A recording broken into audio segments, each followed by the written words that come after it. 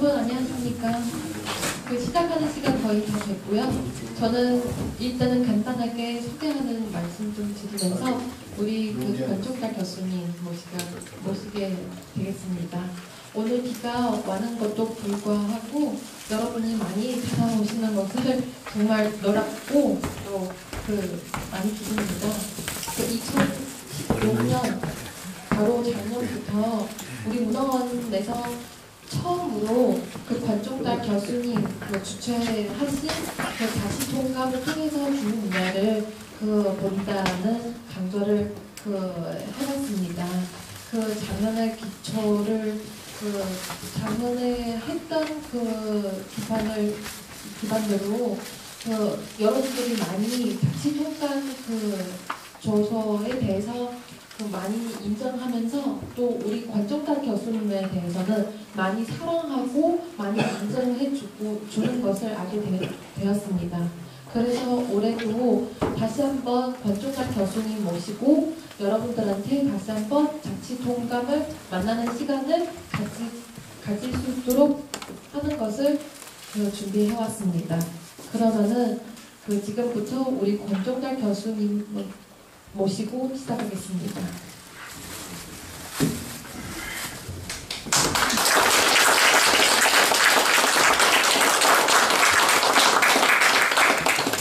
안녕하십니까. 오늘 비가 오시네요.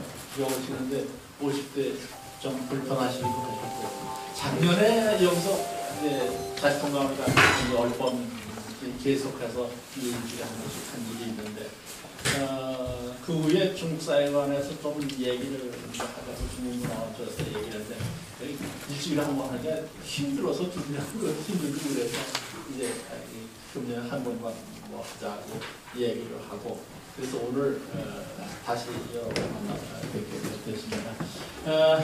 이게 제가 저한테 해달라고 하는 제목이 자치통합을 통한 중국의 이해, 이렇게 제목을 이제 잡아서 저하고 잠깐 얘기를 하라고 하는데, 한 가지 이제 여러분에게 양해의 말씀을 드려야 될 것 같은데, 좀 준비할 것이 그냥 대한 준비한다고 하더라도 이제 이 슬라이드 준비한 것이 120번 나왔어요.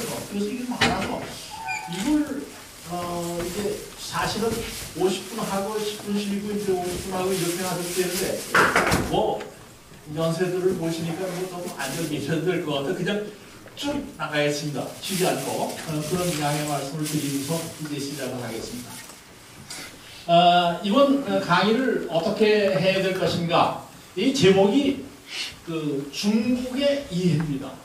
중국의 이해인데, 우리가 중국을 좋아하는 사람도 있고 또 좋아하지 않는 사람도 있습니다. 당연히 있습니다.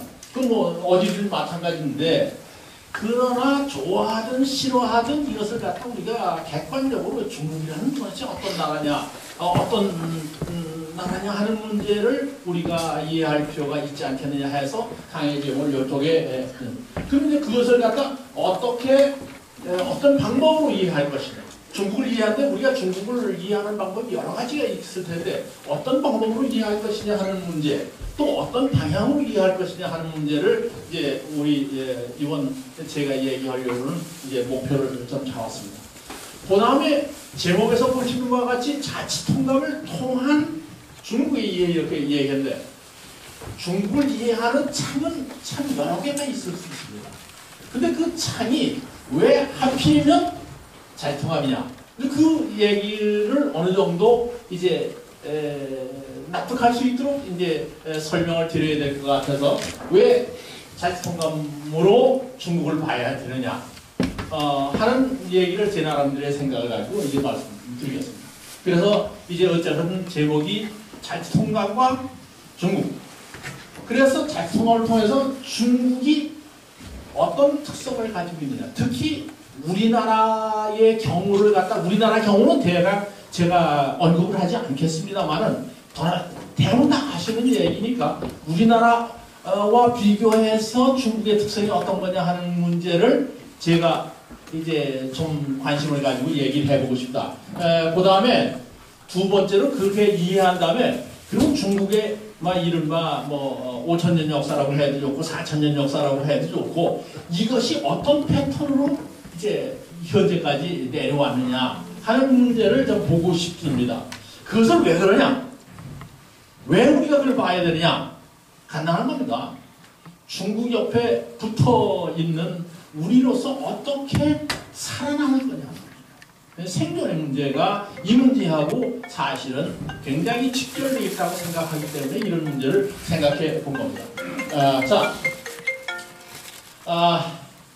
그러면 이제 첫 번째 중국은 왜 중국인가? 왜 우리로서 왜 중국을 봐야 되느냐? 미국도 봐야 되고 유럽도 봐야 되고 인도도 봐야 되는데 왜 중국이냐 하는 문제인데 어쨌든 이게 중국과 우리는 어쩔 수 없이 지역적으로 말하면 있다고 하는 것이 가장 중국을 우리가 이해하지 않으면 안 되는 이유 가운데 하나라고 저는 생각을 합니다. 그래서 고대부터 시작해서 고대를 언제나 보느냐 하는 상관없이 고대부터 오늘날까지도 바로 끊임없이 중국과 말하면 영향을 주고받고 있다. 특히 우리 쪽에서는 주는 쪽보다는 받는 쪽이 더 많았다고 볼 수 있습니다만은 어쨌든 이게 이제 과거에는 이제 우리하고 외교관계가 없을 때는 적성국가라고 해서 중국에 가려면은 이제 대단히 힘들었습니다. 또 어디 가서 허락도 받아야 되고 이런 시절도 있었습니다만은 어쨌거나 굉장히 우리하고는 가까울 수밖에 없다. 근데 그렇게 우리가 생각을 하는 거예요. 그래서 여러분 다 아시는 바와 같이 2차 대전 이후만 가지고 얘기한다고 하더라도 우리는 대체로 1945년 이제 2차 대전이 끝났습니다. 중화인민공화국이 탄생한 것이 1949년 10월 1일이죠. 그래서 우리가 중국과 외교관계가 맺어진 것이 1992년 8월 24일이니까 결국 우리 세대 속에 우리가 태어나서 43년 동안은 중국과는 완전히 담을 쌓고 살았던 것이 우리의 실정입니다. 그리고 겨우 그 이후에 오늘날까지 오늘 제가 2017년 4월 18일까지 계산해 보니까 딱 수교한 지 25년 됐습니다. 그러니까 43년의 단절 기간과 25년의 말하면 이제 수교 기간 속에서 우리가 살고 있습니다. 그런데 그렇기 때문에 이게 우리가 중국과 단교를 했든지 수교를 했든지 상관없이 끊임없이 상호 영향을 줬습니다. 우리가 단교했을 때니까 영향이 없을 거라 그렇게 생각할 수 있겠지만은 정말 말씀이죠. 우리가 주계장 장막이라고 해가지고 중국에서 무슨 일이 벌어졌다. 이거 어떻게 될 거냐? 우리 유교 사연 났다. 우리 어떻게 될 거냐?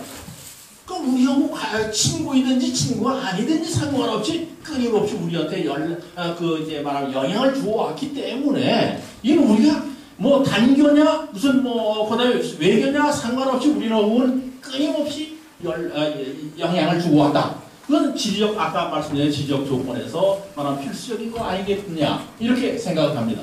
그래서 아까 맨 마지막에 제 목표에서 제가 말씀드린 이건 왜 이런 얘기를 하느냐? 살아남아야 돼.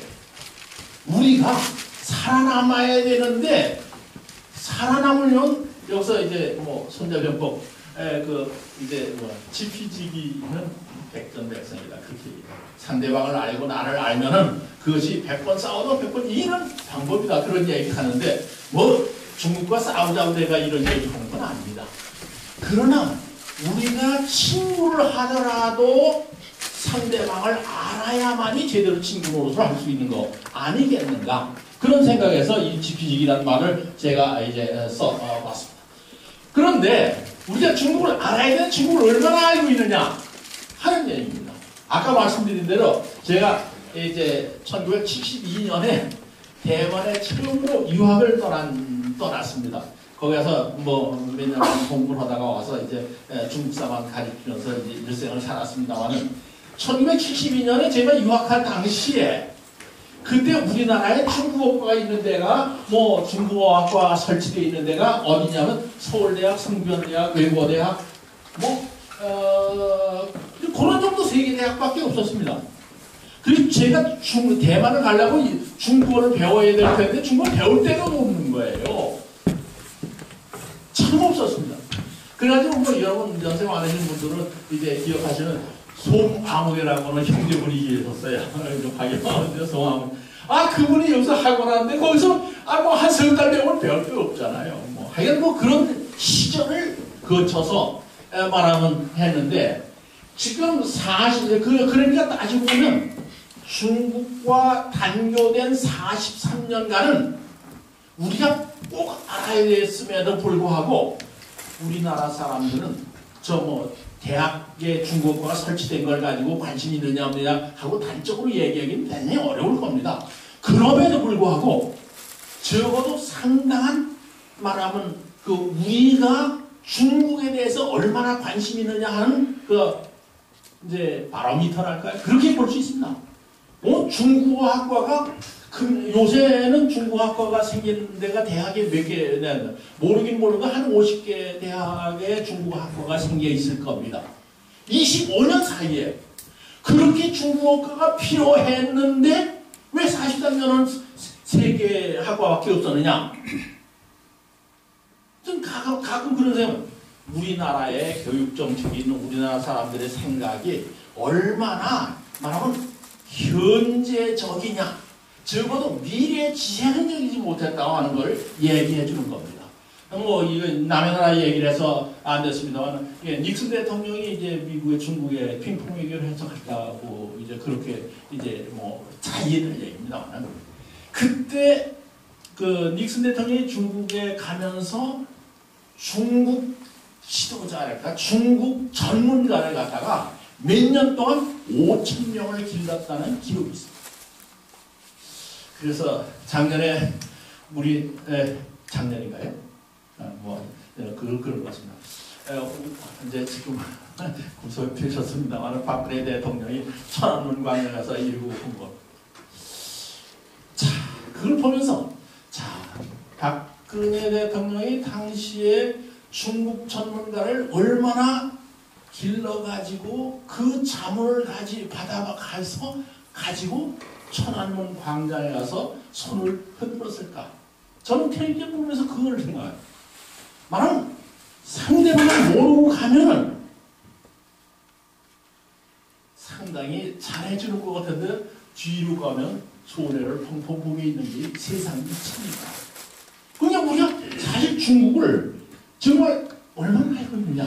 25년간 굉장히 중국과의 말한 무역 관계도 발달하고 왕래하는 사람도 많아지고 그 다음에 이제 거기에서 이제 관광객 같은 거 요새 사드 때문에 관광객이 안 오니 그런 얘기가 있지만은 그거는 사실 조그만 일시적인 얘기고 어쨌든 많은 관광객들이 우리나라에서 하고 우리도 오고 그렇게 했는데 얼마나 알고 갈까? 중국을 얼마나 알고 갈까? 얼마나 알려고 관심을 가지고 갔을까? 그건